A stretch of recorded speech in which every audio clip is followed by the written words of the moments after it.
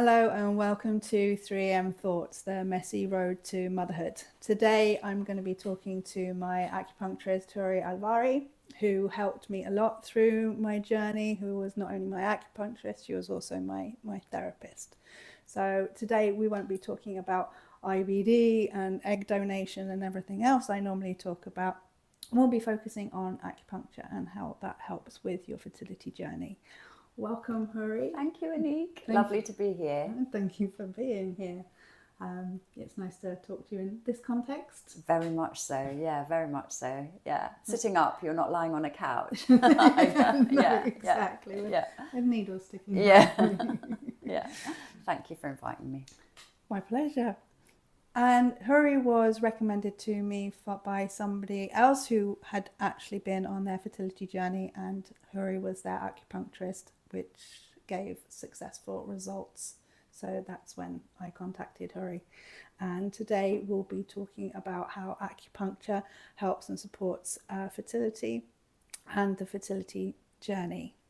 More predominantly the fertility journey for women over 40. So let's start with the science. How does acupuncture support fertility? Yeah, great question. What we know from modern science about acupuncture, which is still being researched, is that it can help in many aspects for fertility. For example, we know that by inserting needles into acupuncture points, there is some modulation of the nervous system. And what that means is that signals are being sent with the insertion of a needle. Signals are being sent and neurotransmitters such as dopamine, serotonin, they're being released. And this has a modulating effect, generally a modulating effect on the nervous system. So quite beneficial on many levels for fertility. We also know that acupuncture helps release endorphins, which again help us feel more relaxed and calmer, and generally, a feel-good factor, which is great when we're trying to conceive. We also know that acupuncture has an effect on microcirculation and what's called vasodilation. Again, by inserting a needle on some acupuncture points, we know that the vascular system, the blood vessels, will dilate, and so we have better blood flow, and by having better blood flow, healing happens more quickly, and also it's more efficient, so that nutrients, the neurotransmitters, everything is just being transported in a more effective and efficient way around the body. What else do we know about acupuncture and modern science? I think we know that it helps with modulating the immune system. So, if there's anything going on there, it can help with that. So there's many different layers, but as I said, it's still being researched.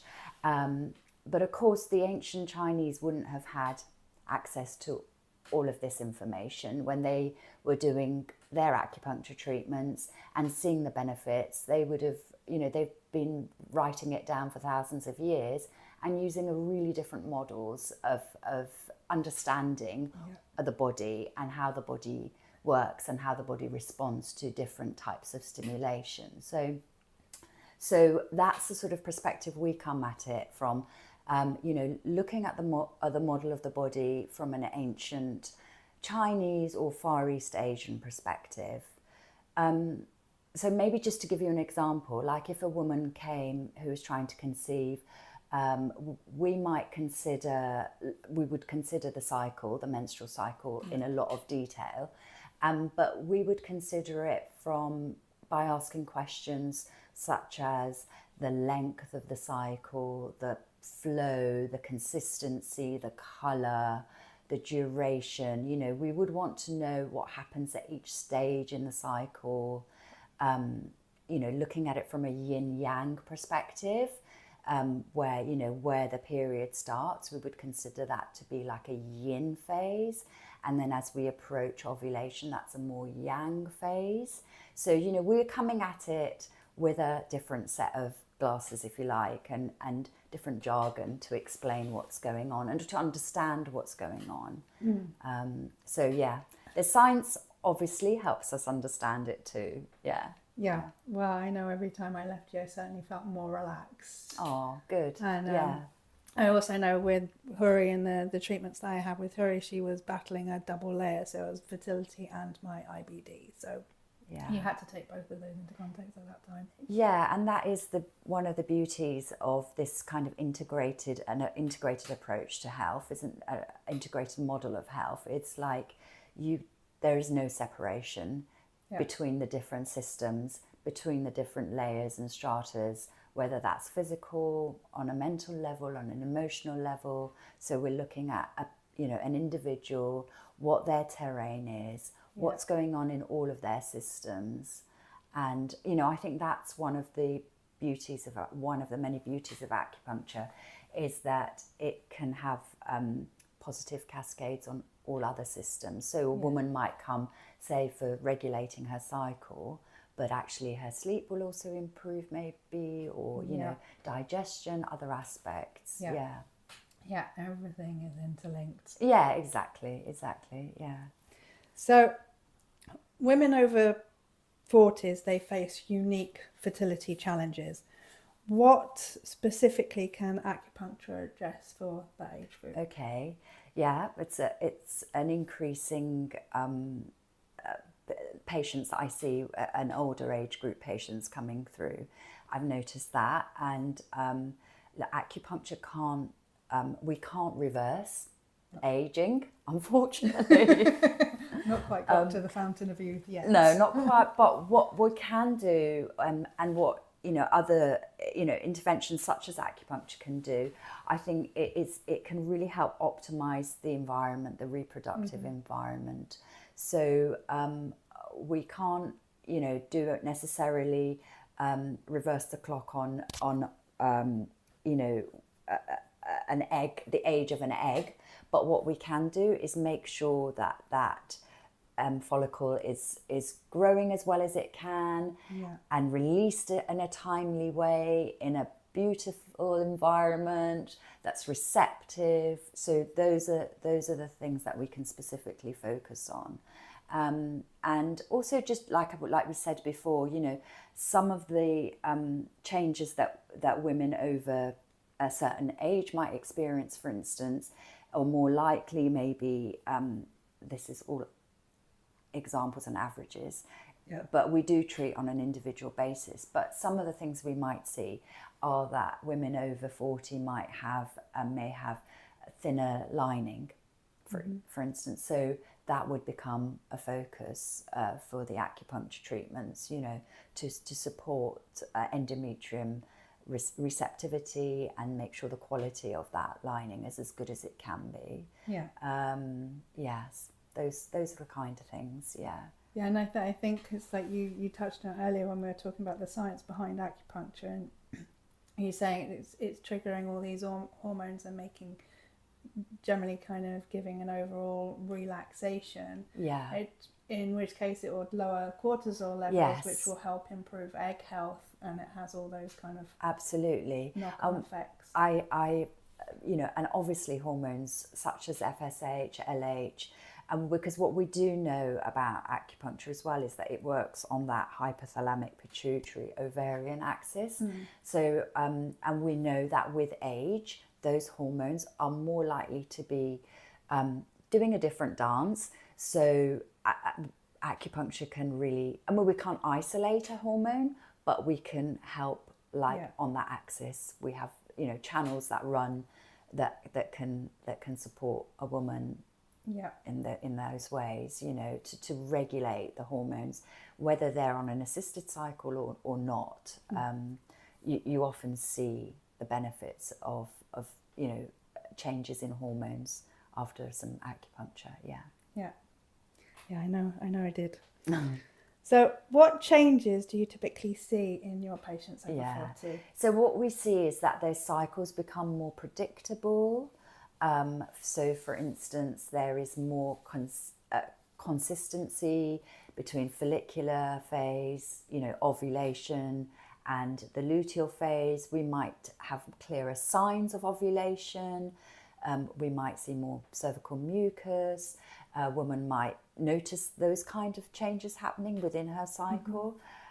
We quite often see if a woman's been prone to spotting, or we see or heavy bleeding. We see that kind of normalizing, becoming more manageable. We often see thicker lining, as I mentioned. We often see as well, not just on a physical level, but on a mental, emotional level, some of the highs and lows that we might experience in a cycle, which women over 40 might be more prone to. We see those evening out on a more, sort of emotional level. And in terms of frustration or sadness, we might also, some women, start experiencing like hot flushes. We might see those being reduced, night sweats. There's all sorts of benefits that we see, that changes that we see happening, sometimes just after 1 or 2 treatments, really. No, I know. I had some of those changes throughout increased cervical mucus and everything. And one of the things that women do face when they're trying to get pregnant over 40 is the stress of trying to get pregnant over 40, because there's this immediate resistance. Oh no, it's going to be difficult, it's going to be hard, you can't do that. So you're helping women manage the emotions when they're trying to push back against some negative energy coming at them from other areas. Absolutely. And we also see like things like sleep patterns becoming more deeper, more regular, so that a woman in herself feels better managing those challenges. So absolutely. Going all through. So how would acupuncture work alongside IVF? So there's this is an area where there is a lot of research, actually, and it's specifically around different phases in the cycle and the outcomes that acupuncture can have. And while more research is needed always, this is one where there is quite a lot of positive outcomes for acupuncture, particularly around embryo transfer. But I like to see women all the way through a cycle, an IVF cycle, ideally in preparation for an IVF cycle, just to prepare the body, because it's about to undergo some big changes, and we want to, embark on that as well as we possibly can. And then with sort of through an IVF cycle, so we might see women, if they're down regulating during that phase, to again support the body with that process, but also if there's any negative side effects from medication, acupuncture can help support that. We might see women 2 or 3 times while they're in the process of stimulation. I like to take things based on outcomes of scans and bloods and incorporate time treatments, so that they're at their, when can we best support you at what point in the cycle. So it might be a few times during stimulation. And then if, for instance, a woman produces lots of follicles, but they're of differing sizes, that would be a really good time to have acupuncture, because it can help bring, things into a more even place. I ideally like to see a woman on the day of her transfer, whether that's, donor eggs or frozen embryo transfer, whatever it happens to be on the day of transfer. That is where there's a lot of really positive research, as close as possible to the time of transfer. And then post-transfer to support, at that point, the treatment changes, obviously, because, the interventions have changed, and but in that 2-week period, I like to see women a few days after transfer, supporting them all the way through, really. until their pregnancy test and beyond. Yeah, no, I know I saw you on the day of my transfer and also after. Yeah. And I think, and it was really important for me because with progesterone, it triggers my bowels. So it was really important for me to see Houri when I was going through the phase of having injections and the pessaries and all the nastiness. So it helped keep my bowels calm and on an even keel. And I do know that kind of it's actually been said to me within the fertility clinics, they give women as much progesterone as they think they can handle. They throw it at us. Because, you know, apparently we can't have too much progesterone. But I also have spoken to women who've been through IVF and progesterone actually triggers depression, and women in that stage have actually struggled with their mental health. So I think acupuncture at that point is really important as well, because it helps really help mood. Helps the mood. Yeah, very much so. Yeah. And I mean, that's the beauty, I think, is that it can really support during quite a medicated cycles, where the clinics can't reach. Hopefully the acupuncture can, you know, in terms of that level of support. And not just acupuncture. I'm sure, you know, women would see a team of other people, but definitely there's a place for acupuncture within that. Yeah. And it isn't a one size fits all with acupuncture. You know, it's very personalized. So, you know, every nuance of your bowels or your sleep or your mood, that is of significance to us. Yeah, and everybody's journey is different.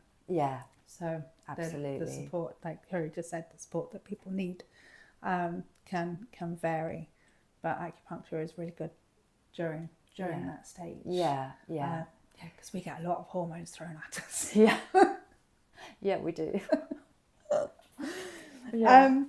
Can you share an inspirational story? So many to share. I think so many to share, like in like at various stages of trying to conceive. You know, I think one that really. So, for instance, it might you know, like lining. You know, a woman's been told, you know, there's nothing happening, and then, you know, actually, after some sessions of acupuncture, there's a lot happening. But or egg follicle, you know, they're told they've only got 3, but actually after some acupuncture there's a lot more, you know. But one that really stands out has to be a woman who I treated in her late 30s to try and conceive. She was trying to conceive naturally and it wasn't happening. So her and her partner decided to go for IVF. And unfortunately, that wasn't happening for them either. So she decided to go for donor egg, and she conceived once, gave birth to a beautiful baby, conceived twice, gave birth to another beautiful baby, and then 2 years later, conceived naturally. I mean, it's just phenomenal. Like, so, you know, she had acupuncture all the way through before trying naturally, before IVF, before donor egg, etc., and then finally conceived a 3rd child naturally after all of those attempts. That was quite phenomenal. That and is... just a testament to what the body is capable of. And you never know. You never know what's going to happen. You hear a lot about people who stop trying, and then they fall pregnant. And I think there's a lot going on at the time. So it's very difficult to pinpoint why. It is. Pregnancy is so complex. Achieving pregnancy, you know, maintaining pregnancy is also complex. So many factors, many of which the medics also, you know, not sure about. So it's about really about finding what's the right fit for the person, the individual, you know, what level of support they need, where are they going to get it from. So what should somebody look for when they're looking for an acupuncturist? They need to look for an acupuncturist who has had the training and the experience, because acupuncture is not a protected title, okay? And we're not regulated by this. It's not statutorily regulated. We're regulated by our own professional bodies, but anyone can call themselves an acupuncturist. So you have to be careful when you're choosing a practitioner to make sure that they have are covered by, for example, the British Acupuncture Council or the Association of Acupuncture Clinicians, and that they, for example, I'm covered by the British Acupuncture Council and the Professional Standards Authority. So we have professional, ethical, safe practice, codes of practice, and we have a minimum of 3-year degree level education and experience. And then many of us have gone on to do postgraduate qualifications in specialisms like fertility or pregnancy related stuff or whatever our interests are in. So please make sure that when you look for an acupuncturist, they are professionally qualified. Ask them what their experience is, what their have a chat. I always think it's really useful to have a chat with someone, sound them out, see if you like the sound of them. Will you get on? How do they work? There's many different ways of having an acupuncture treatment, and some people stay in the room, some people insert the needles and leave the room. There's many different styles of practice. So find out how your prospective practitioner works.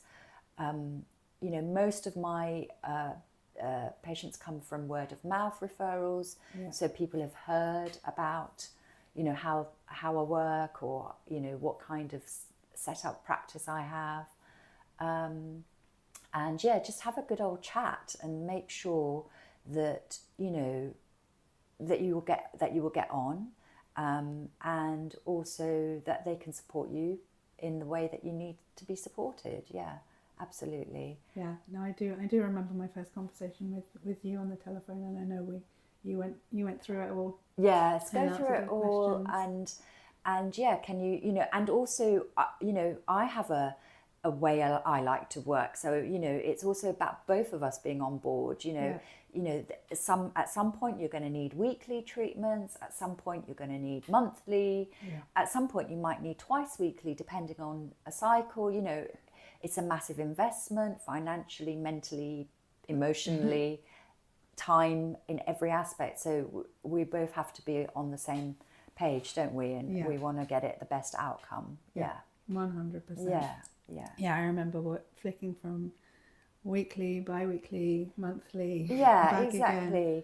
And also, I hope I don't preach to patients, but I hope that, so you have to to treat people as an equal. Some people might be taking medication or going down a path that may not be my choice, but that's got nothing, that's not what I'm there for. Do you know what I mean? I have to be professional, and hopefully everyone else who you come across in this setting can be as well. And it's about just, can you work with that person? Can you meet them at that level, whatever they're going through? No judgments made. I think if people start saying, oh, I wouldn't do that, oh, I don't know, then you're like, have I got your trust? A bit of a red flag. Yeah.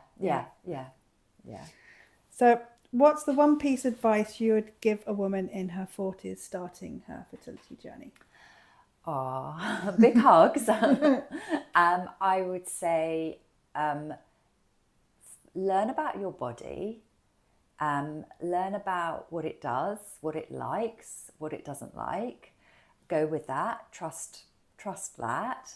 Find out about, get different perspectives on ways forward. You were always brilliant at that, and I'm sure you still are. Oh, yes. Getting second opinions and third opinions and researching.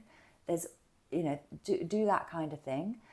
There's no magic magic pill or magic bullet, I'm afraid. It is very much about what suits me. Absolutely get information from your friends or, support groups, but in the end, it's about what are you prepared to what are you prepared to go through, Yeah. and how is it going to make you feel. So be comfortable with that. Yeah. Yeah. And I would always just say, as many acupuncturists might say, it's all about balance. It's all about yin and yang. So make sure that all the doing, all the, foods that you're eating, or the exercise that you're doing, or the, making sure that everything that you're doing is right. Balance it out with some yin stuff, balance it out with some quiet stuff, with some stillness, with some non-judgmental stuff, with the non-doing, Yeah. as well. So just, yeah. Yeah. No, I definitely echo that. I spent a lot of time on my journey noticing what worked, what didn't work, what my body liked, what it didn't like, what it missed. Yeah. You know your body better than the clinic Yeah. will know your body, but, I really believe that, and how you respond, Yeah. you can feel it. Yeah. No, exactly. 100%. Yeah. Well, thank you very much, Thank Houri. It was lovely talking to Lovely you. talking to you And too. I'm sure everybody has got a lot of great information from this. So thank you very much for sharing. My pleasure. My pleasure. Thank you so much for Houri for sharing her incredible knowledge and expertise with me. It was wonderful catching up with her, and far too long since I had my last appointment.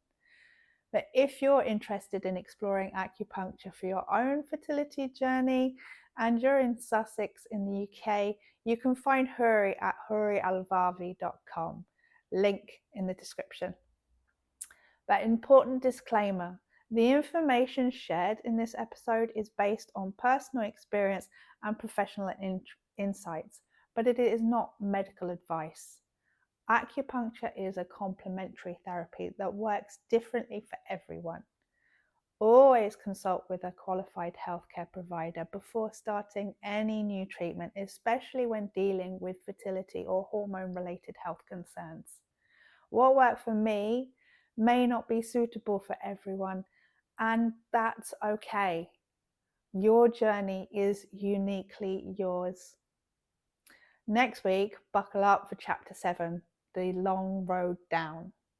Picture this: a road trip across Europe with Marco, our cat Dory strapped in the back seat, a boot full of our entire lives, and Dance Monkey on repeat. There's stress, there's Italian family doctors, an Italian fertility clinic, a devastating prognosis, a beacon of hope, and through it all, a scrappy little cat in a harness and two exhausted people who just keep driving. Join me next week for 500-kilometer stretches of European highway, Italian medical systems, and the appointment that changed my entire journey. Until then, head to 3mthoughts.me to read previous chapters, listen to past episodes, and join the conversation. Take care, stay strong.